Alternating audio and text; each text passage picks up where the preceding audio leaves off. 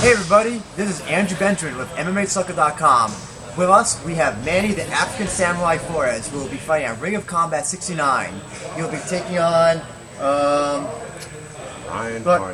Ryan Hardy Evans. Sorry, you know your opponent better than me. Yeah. And it'll be at Atlantic City, and you can watch it on full grappling, full combat. No, it's actually going to be on UFC Fight Pass. Oh, that's even better. UFC Fight Pass. And if you're in the New Jersey, New York metropolitan area, feel free to buy some tickets. It goes to a Ring of Combat. They're great shows. But Maine, appreciate you doing this interview. No problem. Thank you. So just tell us a little bit about yourself, who you are, where you're from, and how you got into this into the world of MMA. So I'm from Queens, New York. Started training a little over 9 years ago under Matt Serra. I got my black belt about 2 years ago under Matt Serra.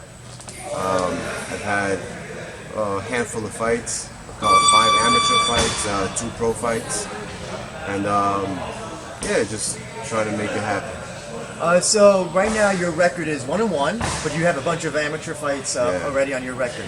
So you're still young in MMA years. Yes. How does it feel going to your third pro fight at this point in your life? Extremely excited. I haven't been in the cage in over a year. I broke my arm last year, so I can't wait to get back in there.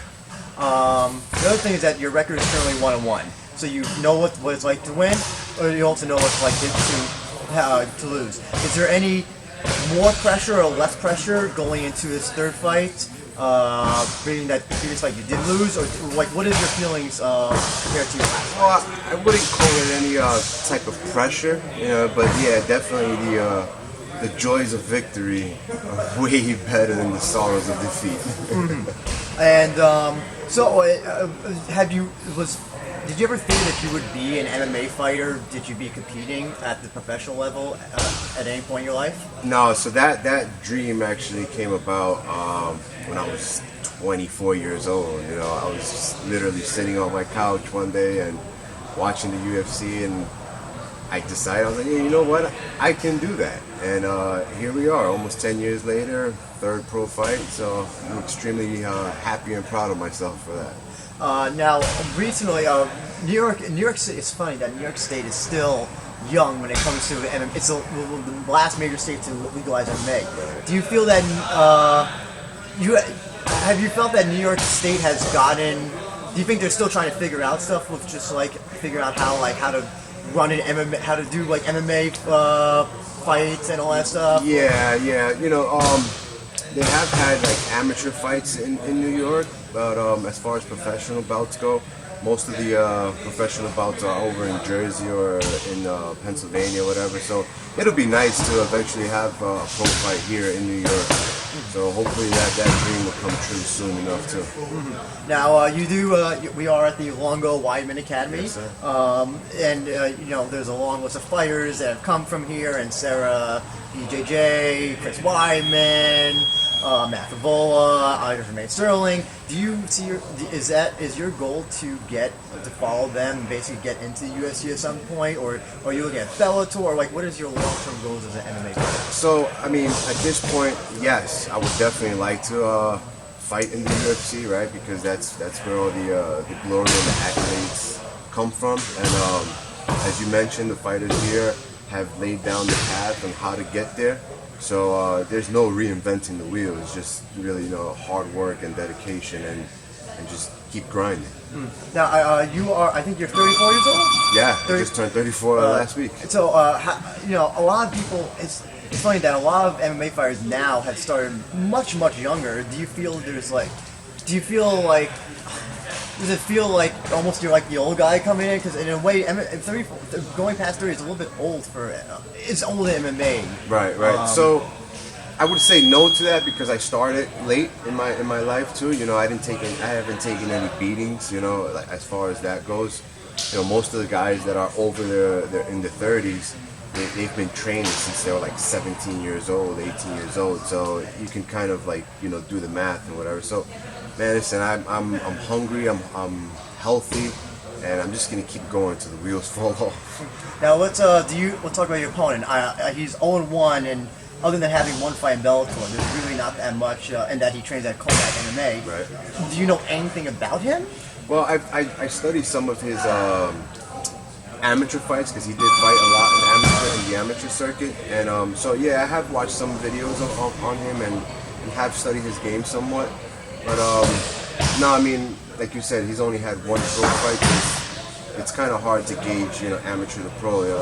Things change overnight with us athletes, especially jumping into the pro circuit. Now, is that a disadvantage, not knowing what your opponent can do, or do you see that as almost an advantage that maybe that you have maybe had more skills in him, or what's the thoughts behind? The way I feel about that is, my trainers and training partners that I have here, they're the cream of the crop. So as far as that goes, I feel extremely confident with that. So I wouldn't say it's a disadvantage or an advantage that I don't have much footage on him, because at the end of the day, he doesn't have much footage on me neither. Oh, that's true. Yeah. So it's going to be a good fight. I definitely plan to put on a good performance and display my skills and put on a show for you guys. Do you still, being that this is your third pro MMA fight, do you get nervous at all? Oh, absolutely, man. Yeah, we have a saying here that we go through all the emotions leading up to a fight. So if anybody tells you that they're not nervous or scared or whatever the case is, I believe they're liars. Because at the end of the day, you're locking yourself in with another trained, skilled fighter, and he's trying to hurt you at the end of the day. So, but that's why we train so hard. So when those moments arise in the fight, then we've been there, done that, and the anticipation building up to the fight is way worse than actually being locked into the cage with somebody. Is it nervousness? Is it butterflies? What is the feeling once that cage door locks and then the referee says, "Go at it"? 100% focus. At that point, it's just tunnel vision. Just get the job done and stay safe at the end of the day. And let your training take over. So it's not so much that I'm out there thinking about what the next move is going to be or whatever. It's more just it's just happening. And I feel like when I'm at my best is then when I'm not really thinking too much, and it's just happening. Now, what ideally, you win this fight, what would happen? What do you want to do after this? Do you think somebody else will bring up combat, or do you think that's when you're going to start, trying to look maybe a little bit more for more national or more bigger fights? Right. So yeah, I would like to win this fight, and then move on to like you say, a bigger promotions. Even though Ring of Combat is one hell of a promotion, and but yeah, definitely would like to get more exposure, and really put my name out there, and put the welterweights on notice. So this fight is gonna be at welterweight. Yeah, Okay. it's my first welterweight. First time dropping down to 170. The previous one was middleweight, I believe, Yes, right? sir. Okay. Is there any? Was that any tougher cutting weight for welterweight? No, so like I was telling you, when I was sitting on my couch and I was watching, it was like, yeah, I can do that. My whole goal and dream was to be a world champion at welterweight. So, every step I took along the way, I fought at light heavy, I fought at middleweight, and now I'm going down to welterweight, which I feel is my natural weight class. Okay, that's good. And now, just personally, what do you like to do when you're not fighting? What does Manny Flores do when I'm not training, not getting ready for fight? What is your? Spending time with my family, man. So I have 3 little children, and just watching them grow and raising them, and being with my wife and all that. It's a humble thing, So that's really my time, Do you like I don't know, play video games, or do you go out, or was there anything that's? No, not really, man. I'm not really a big video game guy anymore. Mm-hmm. Once I started focusing more on martial arts, all my attention went to that. So even when I'm not getting ready for a fight, I'm still studying. I'm still training hard or whatever, just trying to get better at just being a martial artist, you know, living my life as a martial artist. So it's not only an 8-week thing, it's a lifestyle. And that's what I think has actually helped me get my weight down to where it's at, so I can perform at 170 pounds. Now, one of the last questions I have is, in case if your opponent ever sees this interview, is there anything you want to say to him or about him, positive or negative? I want to give you an opportunity to say whatever you want to him. The floor is yours. I'm coming. And where can, if people want to follow you or keep up with what your fights and all that stuff, like what's your social media? My Instagram is the _African_samurai. So the African Samurai.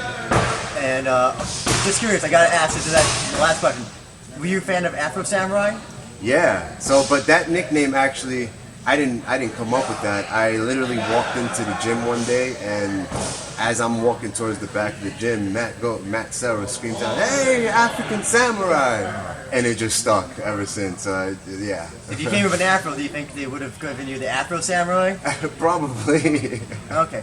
For everybody that wants to watch Manny's fight, it'll be on UFC Fight Pass, Ring of Combat 69, LAX City, September 13th.